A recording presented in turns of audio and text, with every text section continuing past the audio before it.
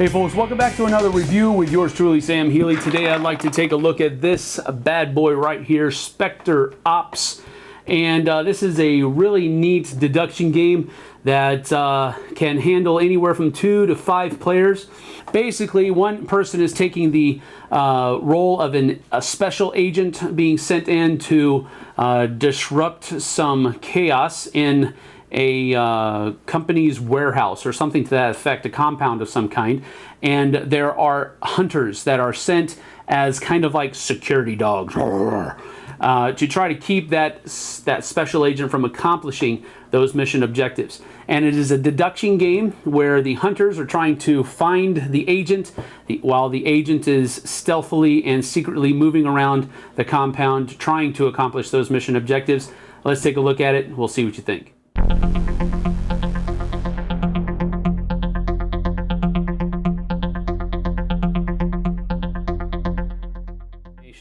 Artwork on the cards is phenomenal. The models are all very well designed and can really invoke a lot of interaction with the game. I mean, it just really kind of takes you and puts you into that mode of enjoying the game, because you're able to look at these models and just really kind of enjoy yourself with them. The hunter models are just exactly the same as far as detail is concerned. Just very exquisite models that really invoke a thematic pull-in for the game. And now, before the game, you'll randomly determine or just ask for a volunteer who wants to be the agent and who want to be the hunters. So the agent is going to first of all be able to pick one of these special guys, and they all have special abilities. This is the name of the agent and the special ability that agent has. At the beginning of the game, you're going to be able to, as the agent, pick from a number of different cards that will help you carry out your mission. All right, first of all, you are able to choose generally 3 cards, but depending on the scenario, how many players are playing, you could have up as much as 5 of these cards.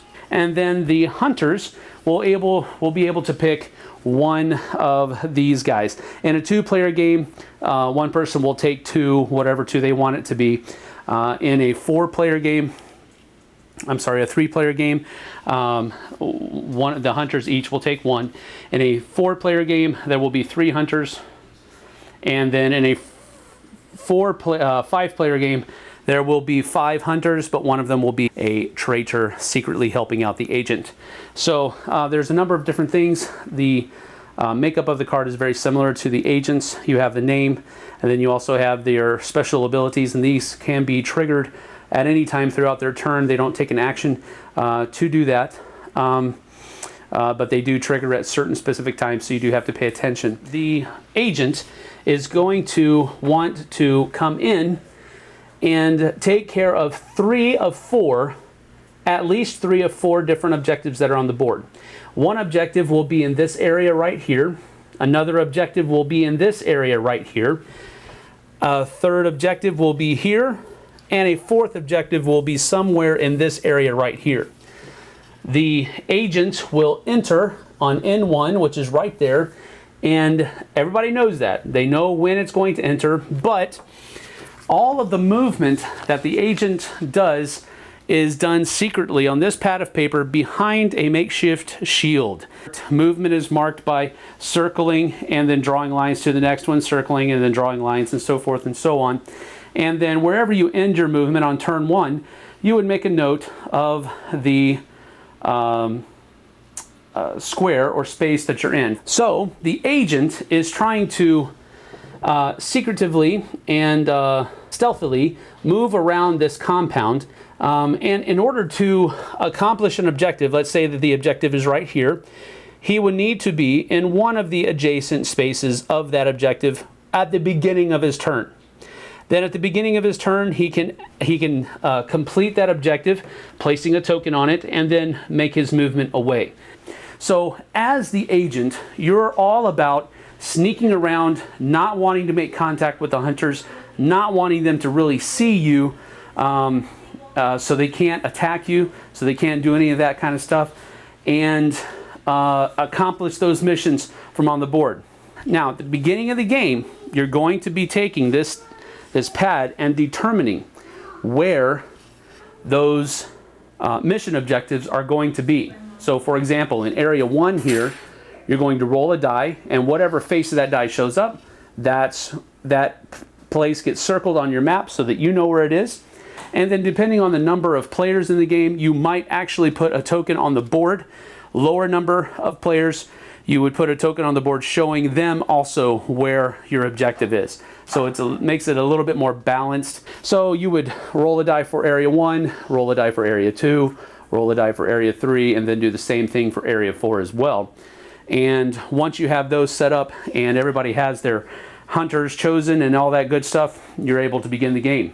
Now the hunters are going to start on the board in a little card, but that card is going to actually be placed off the board, and a token is going to be used to denote where that car is. Now the car is actually a very large asset that the hunters can use to their ability, because it can move 10 spaces in one round rather than just 4, which is what, or 5, which is what the hunters are able to move on their own. So if you are in the car, you can move 1, 2, 3, 4, 5, 6, 7, 8, 9, 10. Whereas your hunter would only be able to go 1, 2, 3, 4. Getting out of the car ends your movement. Getting back into the car also ends your movement. So it's a little bit clumsy to get into and out of the car. You might waste a little bit of time that way. However, it is easier to traverse a very large section of the map in one round if you're in that car. Another thing that the car gives the hunters the ability to use is a motion sensor. As long as there is a person in the car, or if the puppet is part of the game, he is cybernetically connected to the car and he can use that motion sensor whenever he desires, they can ask what direction the agent is in. So the agent, let's say the agent is right here on the same row as the car, although there's no line of sight there, and the hunters ask what direction, we would have to say east, because we are directly east of the car. Now, if the agents were up there, they would have to say northeast of the car. If it were down here, they would have to say southeast of the car, and so forth and so on. Now, what can the hunters see? Well, if a hunter is here, for example, you have a line of sight as long as you can see without any obstructions. For example, the beast here can see down here until it hits this wall. Then he can't see any further down. But on this other side, he can also see all the way here until he hits this wall. And then whenever you're on a road, you can see both lanes of that road until you run into an obstruction. So right here. Beast would not be able to see down this way though, because that's not the row he's on. He would only be able to see here.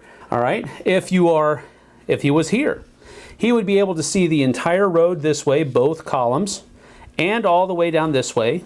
And he would also be able to see both columns this way. And that would be the extent of what he can see. Okay?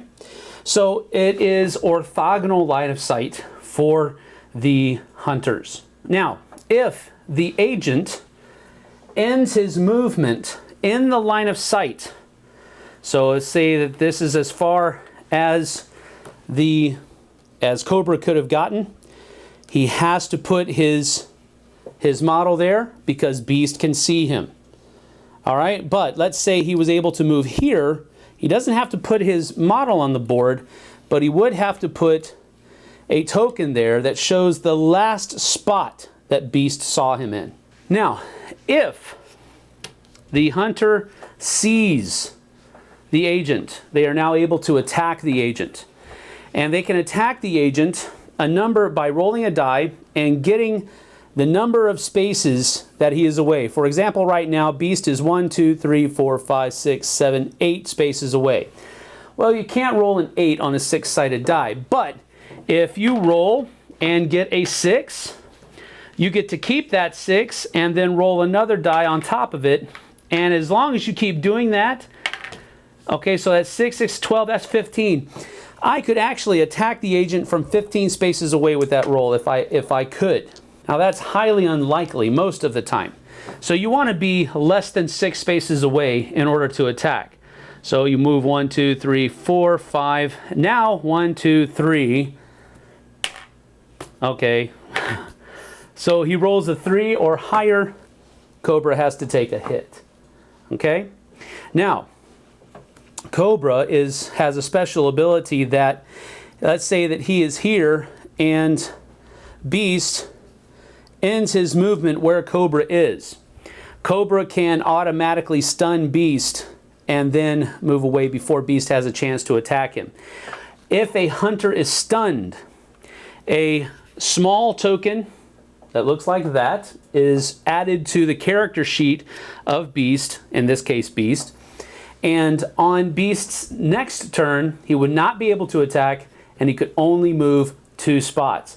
So that is one of the ways that the hunted can fight back to the hunters. Another note about moving the vehicle can never go into these smaller areas. The vehicle must stay on the road hexes only. So you can't move a car in throughout all of this. He has to stay on the road hexes, on the road spaces there. And that's basically it. The point of the agent is to get in and take care of those objectives, at least 3 of them, and then exit off the board, either here at W3, N1, or A3. In a 4-player game, you also have another exit here at H1. Turn 40, the mission is over, and if he's not out by then, it's just assumed that he got caught. The hunters are trying to, of course, stop him from achieving those mission objectives by knocking him down to 0 or making it to where he cannot escape before turn 40. Now, just to give you a little bit of an idea of what a sheet might look like at the end of a game, this game only took to round 19. This is the game where I was the agent and my family members, my 2 sons and my wife, were the hunters. As you can see, all of these little dots that have been scribbled out are places where the hunters were that I was keeping track of. And then this track here is the route that I took as the agent to get in, achieve my 3 objectives, and then get out. There were a lot of times where they were very, very close to catching up with me, and the agent prevailed. Agent Cobra had to use 4 of my 5 special cards in order to give them the slip. So it was a very close game. Took about half the time. And I've seen a couple of games come down to the 30 range. I haven't ever seen a game come down to the 40 though. Most of the games end right around in this area. So that's about an average game. You're looking at about half an hour to 45 minutes all together, probably. And that really depends upon how much the hunters talk and deduce together where they think the agent might be. Now, I am not one, really, that enjoys a lot of true deduction games because they hurt my brain after a while. This one, however, does not. It feels like a Fury of Dracula light, because you have the aspect of the hunters going after the one agent. And so there's that dichotomy that's there where you are trying to catch one singular person and you're trying to work together as a team to do that. But at the same time, that special agent has some things up his sleeve that he can pull to kind of deceive and thwart the plans of the hunters. Hunters don't know exactly where he is, but they can hear him. And if you're the beast, you can smell him, and you can possibly, oh, you caught a glimpse of him over here, and that type of thing. I really enjoy the whole aspect of looking for that singular person, and it is a great time, especially if you play it with the right people who are sold on the theme. This futuristic corporate espionage type feel that Specter Ops has is a really cool theme as well. This sheet here, while it might seem a little bit outdated and it might seem like it's aren't we past that? Why don't they have an app for this game or something to that effect? I actually really do like the old school nature of this. It reminds me of a game that my wife and I used to play in the subway system of Seoul when we would travel there, and it was called Goulash, and it was very similar to this, where you had to move on your own, and it was a little two-player game that you didn't have to actually be next to each other on. So it was a really cool thing there. So I look back at that and I look at this and I say, okay, that's not bad. That's not bad at all. All in all, the gameplay is riveting. This is one of those games where you sit down, and especially with the hunters, and you are engaged with one another and with the game, because you have to work together in order to find that agent. With the agent, depending on how long the hunters take to talk to each other and to deduce and to figure out where they're going, it could get a little bit boring for the agent, but at the same time, you're always keeping an eye on the board. Don't move there, don't, no, oh, whew, man, okay, they didn't go where I was. So there's always that tension that's there as well. The combat system was very simple and light, which is good, I think, in this game, because that's not the point of the game. I mean, you are trying to cause damage, but it's more about cornering that person so they have nowhere to go, and then everybody works together to cause that damage and to take them out. So the combat is kind of a sidebar. It's not a core mechanic of the game, so I'm really not dealing with it much here. It's very light, it's very simple. This is one of the games that I truly enjoy playing. If I have the itch to play Fury of Dracula, but I don't have the time to invest in Fury of Dracula, I know I can whip this out and play it in about 45 minutes tops, usually. Sometimes it'll go a little bit longer than that. It just depends on how good the agent is or how good the hunters are. This is one of my go-to games for deduction style, let's go get 'em type games. It is ranked right behind games like Fury of Dracula and Letters from Whitechapel, although I would rather play this than Letters from Whitechapel. And sometimes I have to play this over Fury of Dracula just because of the time investment that Fury of Dracula has with it. So with that, that is Specter Ops.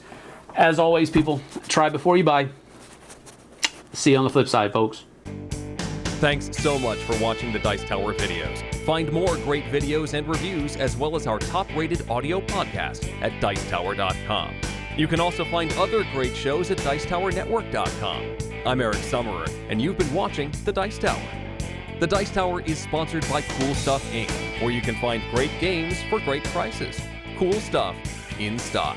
Check them out at CoolStuffInc.com.